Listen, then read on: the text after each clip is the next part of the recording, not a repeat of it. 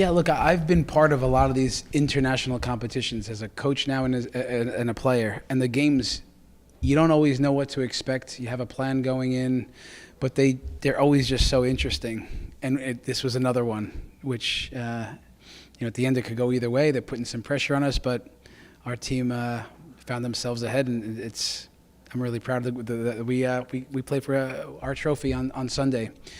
But most importantly, I'd say what we're saying our Teal-arising week, in a week where we're celebrating women's soccer and, in our country and locally for our club, and now connecting once again, Corinthians, Palmeiras, Club America. This is very special. We're grateful that they want to be part of our tournament here. They've been amazing. We'll even have a little VIP event tomorrow to get to hang out with a lot of the higher ups over there and just share some time together. But we're really grateful that they make this possible for us, and that our club makes this possible for us. It's really cool. So great to be part of it, and I think we saw some good competition today, and we'll run it back on Sunday.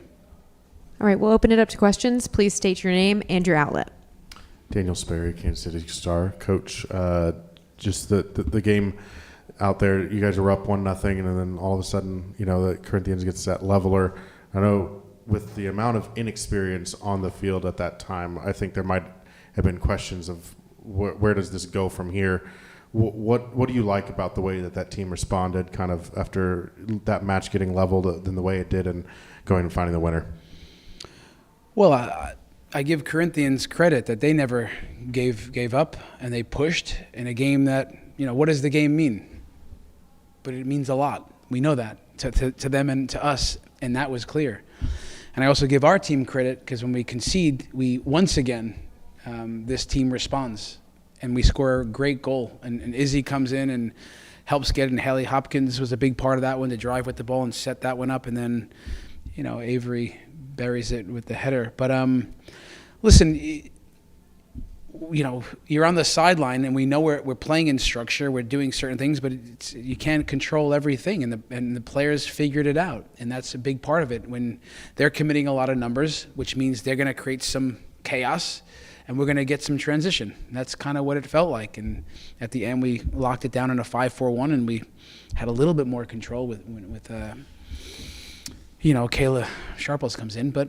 Listen, it was exciting, and that's what we expected, and when it gets chaotic, you got to just put out fires.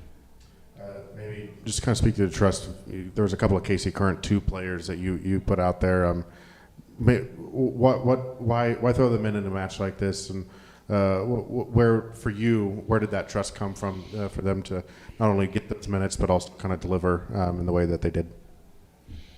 Well, when I first sat here months ago, my very first press conference, I did talk about young players, and we're going to be a team that plays with intensity and energy, and we're also going to be about youth development, but developing the young talent here at our club.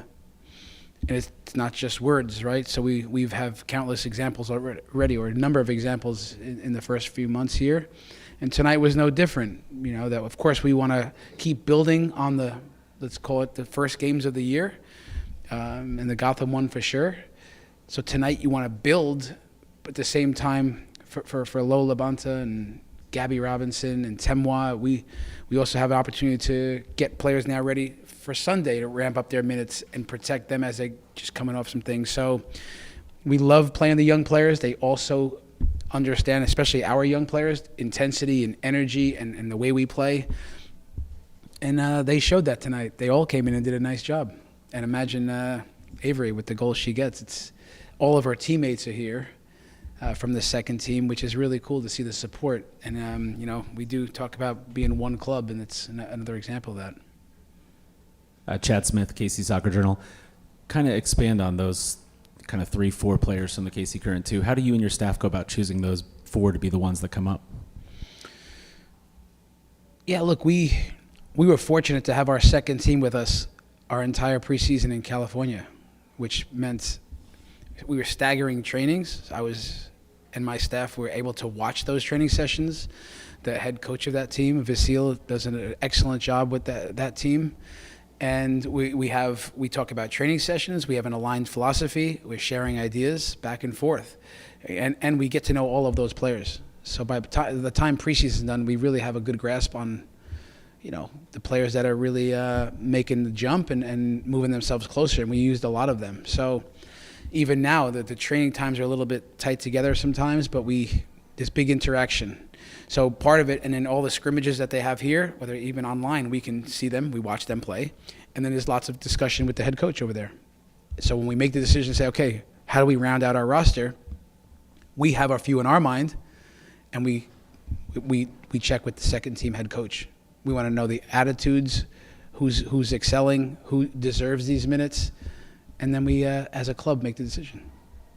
And then you mentioned Temois, Levant. Obviously, they didn't get to the game tonight. Is the plan to play them some sort of minutes on Sunday? That is our plan. Gabby Robinson might not. She's just had minor. If we can use a little more rest for her. But we might look to ramp up some minutes for Lowe and Temois, an appearance. I'm Evan Pagano within Kansas City. To talk a little bit more about the young players and some players tonight that played a lot of minutes. What's the value in that for you as a coach to see like Hopkins get her most minutes she's played this season and Avery Scott scoring a goal? What do you get out of that as a coach? Well, I think it justifies what we're doing here. We're on the right path with youth development. And the job, our club, our owners put a lot into our second team, resources, and they're serious about the development piece. And we want to, bring players through our club, locally, nationally, and yeah. So I think that validates that. It's a good example of that. And when you get to see those players not just step on the pitch, but play for the badge, they love the club. I've been around big clubs that's a big. It's hard to find that sometimes externally. That players that love that badge. We saw it tonight, and the players, their teammates showed up.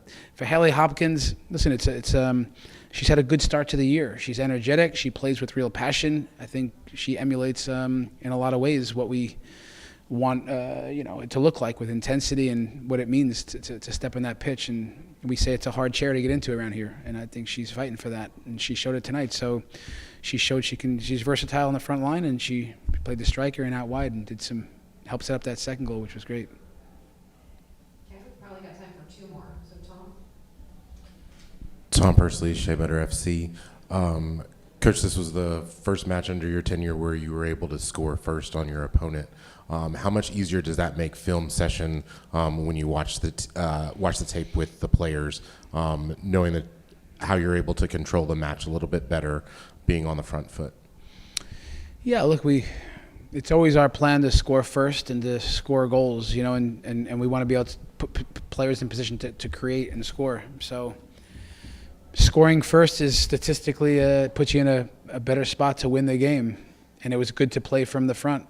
And I think our style of play sets up well for that. So now teams have to come, which they did have to come, and they pushed, and we were in that mode where they're in this mode, and we caught them on the counter, which can happen when you're playing from the lead. So that is our plan. We want to score goals in general. So it's great that we're now scoring a couple of more goals, which is great. And I do like that we scored first, and we actually can respond when getting scored on. It's a big quality in the team, and I think we're showing it's not luck that we're able to actually inducing that. So, and we have a good mentality. Daniel Sperry again. I wanted to ask, you mentioned Haley playing the striker and her versatility, but it seems like physically she provides that kind of reference point up top as someone that players can either play through or play to, kind of in the way that Deb provided the cross to her on the goal. Just maybe, are there qualities in her game, even we've seen her kind of do hold-up play on the wing a little bit. I mean, are there qualities in her game that also really suit the striker role, kind of in a more traditional striker sense than what we see maybe when we see a combination of Deb and Ali Sentner up there? Yeah, look, we have different players that can play that position, and and Haley's one of them. She played this position in college, I believe, and scored some goals. And when she's your striker, that profile, more than anything, I think she can as we say, run into seam 3. She runs deep, and she's energetic on the front line. She makes things happen. She's great in the air, and she runs hard in transition moments to get into the box, and she's fearless. So when that profile's out there, we can use her qualities. We can play more direct to her and play off of her. She presses well. As she, when we got that right tonight in a high press 4-2-3-1, she can cover the ground needed, splitting center backs, and she does the work, and she comes back into the game. So listen, we like, listen, when you have all your players, I mean, her job is to make it hard. You want to try to find ways into the team and stay in the team, and she's making a case for herself. Just one more quick one, sorry. I just wanted to ask, the right side, you have Amelia White and Vinny Rouse there. Just 2 rookies, but they seem to kind of have the same mind of where to go, where to pass the ball, where to build up. I mean, what have you seen from their growth, especially in just kind of limited minutes early on this year, and what they've done as young pros? Yeah, we've been repping it since day one, and we keep chipping away at it, knowing that sometimes when we say it hasn't come, it's almost like it hasn't come yet. We use that word. It's coming. You got to be patient with young players. I think you have to be very clear with young players, and that patient voice is important because it's a jump from college to the NWSL. It just is. That partnership today I thought was really strong. I think we see that Lainey is a tough fullback, and I think she impressed on the night. And I think Amelia got herself into a number of dangerous moments in attack.